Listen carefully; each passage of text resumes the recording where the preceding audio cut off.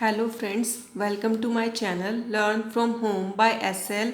आज हम बाल विकास एवं शिक्षा शास्त्र का प्रैक्टिस सेट करेंगे जो कि आपकी सीटेट की परीक्षा के लिए बहुत ही अधिक महत्वपूर्ण है। चाहे आप पेपर 1 दे रहे हो देने वाले हो या फिर पेपर 2, दोनों के लिए ही ये बहुत ज़्यादा इम्पॉर्टेंट है। तो चलिए वीडियो को शुरू करते हैं।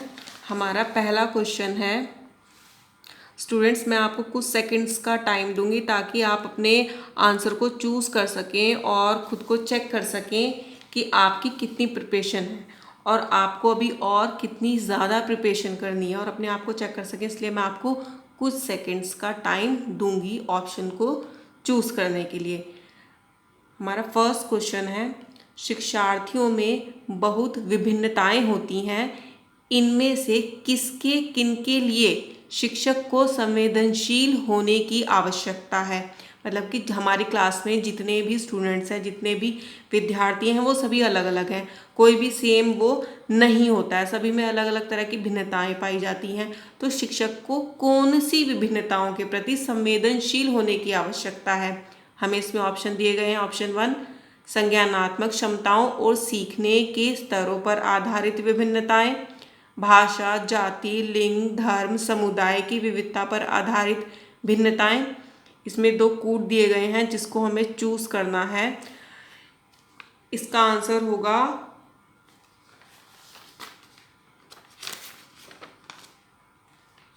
सोचिए स्टूडेंट्स, इसका आंसर होगा बी ऑप्शन, फर्स्ट और सेकंड दोनों, यानी कि दोनों ही ऑप्शन जो है वो करेक्ट हैं। दोनों के प्रति ही शिक्षक को संवेदनशील होने की आवश्यकता है। क्वेश्चन नंबर हमारा सेकंड है, केवल कागज पेंसिल जांचों द्वारा आकलन। ऑप्शन ए समग्र मूल्यांकन को सुविधा प्रदान करता है, निरंतर मूल्यांकन को सुविधा प्रदान करता है, सकल आकलन को बढ़ावा देता है, आकलन को सीमित कर देता है। तो इसका आंसर होगा ऑप्शन नंबर टी, क्योंकि अगर सिर्फ कागज और पेंसिल से ही हम सिर्फ किसी स्टूडेंट की जांच करेंगे, सिर्फ जो उसने आंसर लिखा है सिर्फ उसी से ही उसका आकलन करेंगे, तो ये बिल्कुल गलत होगा। इससे क्या होगा कि जो आपका आकलन है वो केवल कागज पेंसिल द्वारा ही जो है वो तक ही सीमित हो जाएगा। बस उससे अलावा जो बच्चे की एक्टिविटी रहती है आप उनको चेक नहीं कर पाएंगे। तो केवल कागज पेंसिल द्वारा जो जांच की जाती है, आकलन किया जाता है, वो सिर्फ आकलन तक ही उसको वो सीमित कर देता है। नेक्स्ट है आपका क्वेश्चन नंबर 3, माध्यमिक विद्यालय की कक्षा में शिक्षिका के पास एक बधिर बच्चा है। उसके लिए यह महत्वपूर्ण है कि क्या करे, वो उसके प्रति संकेत करे जिससे वह बच्चा बार बार भी नहीं कर पा रहा है। मतलब उसके प्रति संकेत करे जिसे वह बच्चा बार बार भी नहीं कर पा रहा है। या फिर ऑप्शन बी, बच्चे को डांट फटकार कर उसे अलग बैठाए ताकि वह बधिर केंद्र में प्रवेश ले। विद्यालय सलाहकार से आग्रह करे कि वह बच्चे के अभिभावक से बात करे तथा विद्यालय बच्चे को विद्यालय से हटाने के लिए कहे। या फिर वह बच्चे को उस स्थान पर बैठाए जहां से वह शिक्षिका के होठ तथा चेहरे के भाव स्पष्ट रूप से देख सके। तो इसका आंसर होगा ऑप्शन नंबर डी, वह बच्चे को उस स्थान पर बैठाए जहां से वह शिक्षिका के होठ तथा चेहरे के भाव स्पष्ट रूप से देख सके। नेक्स्ट क्वेश्चन है, एक शिक्षक समाज के वंचित वर्ग के बच्चों की आवश्यकताओं को प्रभावपूर्ण तरीके से पूरा कर सकता है। कैसे पूरा कर सकता है वो? ऑप्शन ए, उन्हें कक्ष में अलग स्थान पर बैठाए ताकि वे अन्य बच्चों से मेल जोल न करें। या फिर अन्य बच्चों को वंचित पृष्ठभूमि वाले बच्चों के प्रति सहानुभूतिपूर्ण व्यवहार करने के लिए कहकर। सी, कक्ष के प्रत्येक बच्चे की आवश्यकता अनुसार अपना शिक्षण कौशल अपनाकर। या फिर डी, उनकी पृष्ठभूमि की उपेक्षा करके तथा उन्हें विद्यालय में कार्य करने के लिए कहकर। तो इसका आंसर जो है ऑप्शन नंबर सी होगा, कक्ष के प्रत्येक बच्चे की आवश्यकता अनुसार अपना शिक्षण कौशल अपनाकर। नेक्स्ट क्वेश्चन है, अधिगम नियोग्यता वाले बच्चे कुछ भी नहीं सीख सकते। अधिगम के कुछ पक्षों से संघर्ष करते हैं। सी ऑप्शन बहुत सक्रिय होते हैं लेकिन उनकी बुद्धि लब्धि कम होती है। डी बहुत बुद्धिमान तथा परिपक्व होते हैं।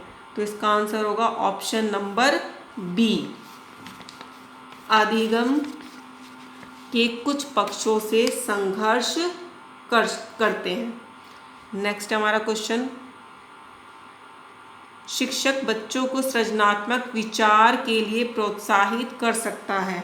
कैसे कर सकता है? उन्हें उत्तर कंठस्थ करने के लिए कहकर, बिल्कुल गलत, क्योंकि कभी भी बच्चों को रटवाया जो है वो नहीं जाता, ये बिल्कुल गलत है।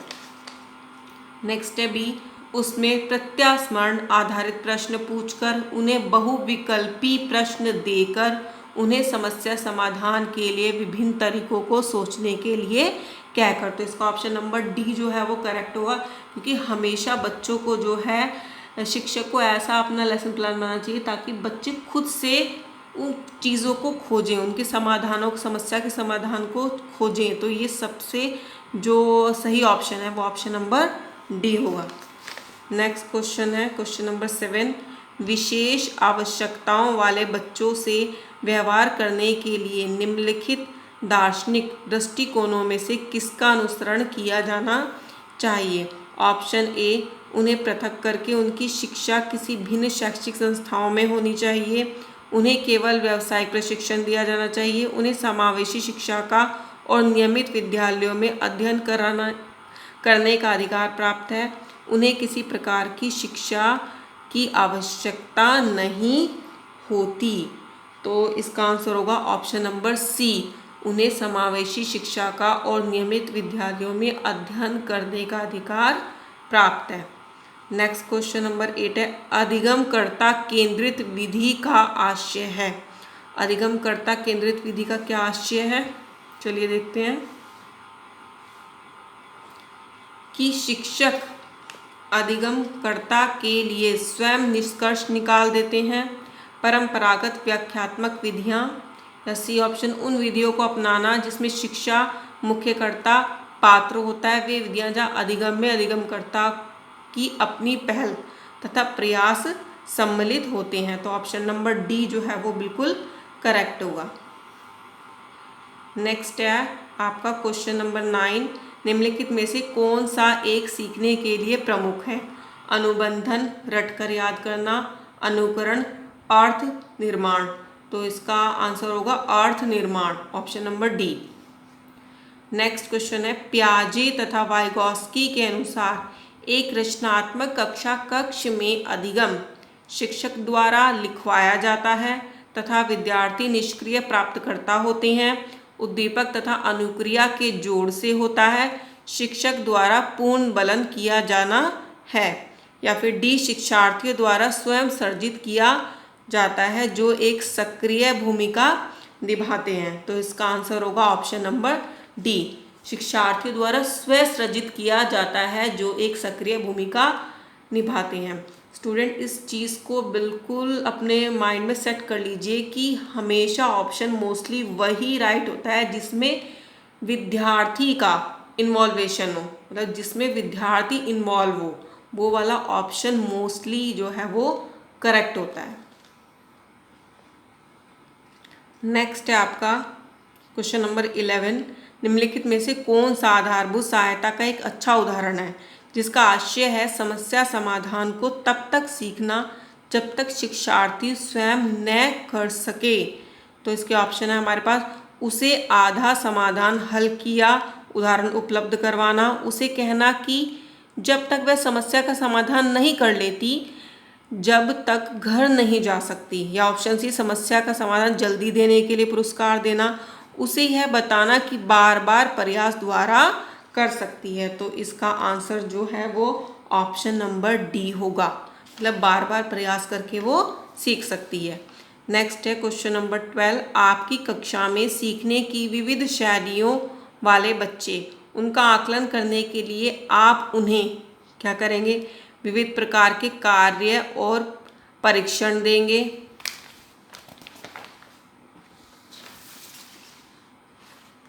या फिर परीक्षण पूरे करने के लिए एक समान समय देंगे या फिर समान अनुदेशन देंगे तथा उनके बाद बच्चों द्वारा परीक्षण में प्राप्त अंकों के अनुसार उनको नामित करेंगे। तो इसका ऑप्शन नंबर ए जो है वो करेक्ट होगा। मैं आपको दिखा देती हूँ।